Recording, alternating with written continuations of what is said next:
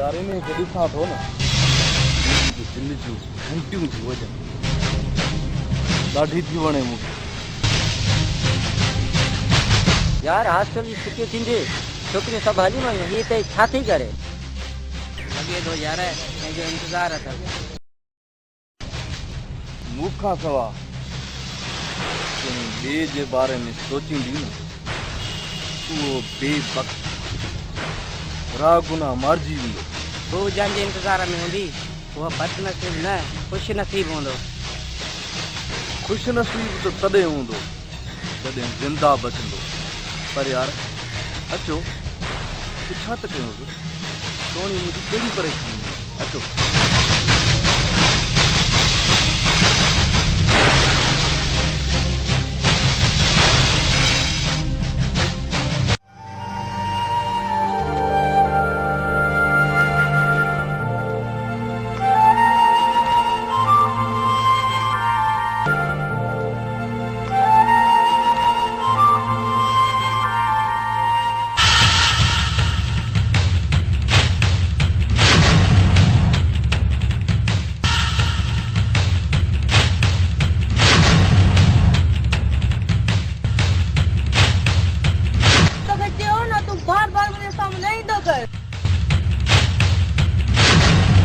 कर गुस्सो साईं कर गुस्सो जो गुस्सो बि ॾाढो प्यारो ऐं हा जॾहिं गुस्सो कंदी आहीं न सफ़ा गुलाब जे गुल वांगुरु लॻी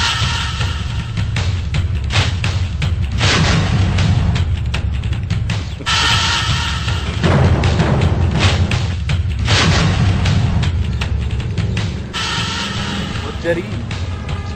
प्यार जी का बि हद न आहे हूंदी ईअं दोस्तो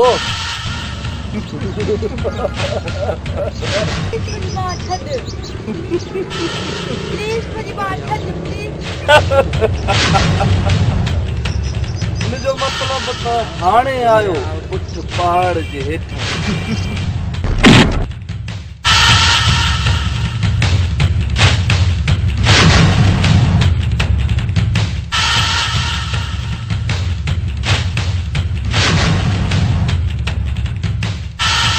केरु तूं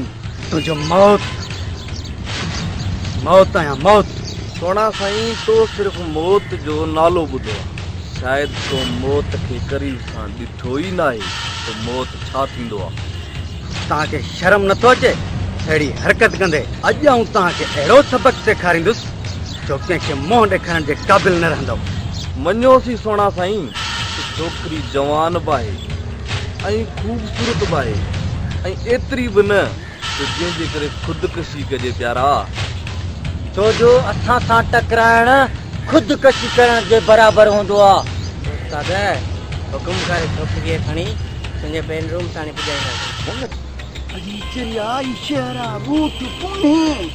पर माराई देगा इते पुलिस वटे दी फिरंदी हाणे दंबो करे पूरो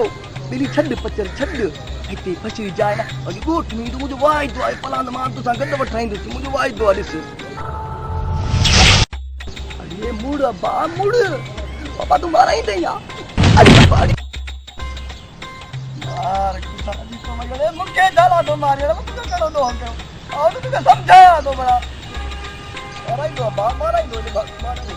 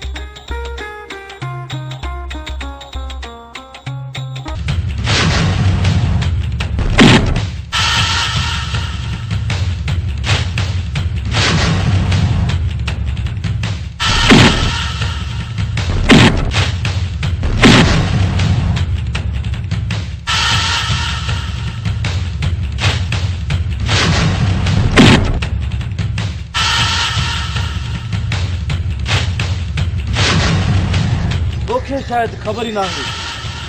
मां हिन यूनिवर्सिटी जो बादशाह आहियां ऐं किंग आहियां हितां जो किंग। अहिड़ा किंग मूंखे चङी तरह सिधा करणु अचनि था।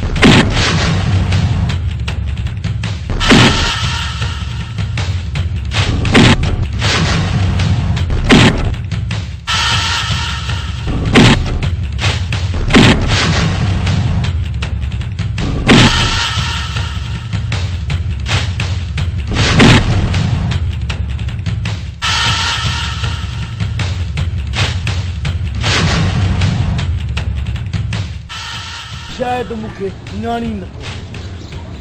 मां केरु आहियां। सिकंदर खान मुंहिंजो नालो आहे, सिकंदर खान। मां हितां जो किंग आहियां, हितां जो बादशाह आहियां। त हिकिड़ी ॻाल्हि मुंहिंजी यादि रखजां, इहा दुश्मनी तोखे ॾाढी महांगी पवंदी, ॾाढी महांगी पवंदी।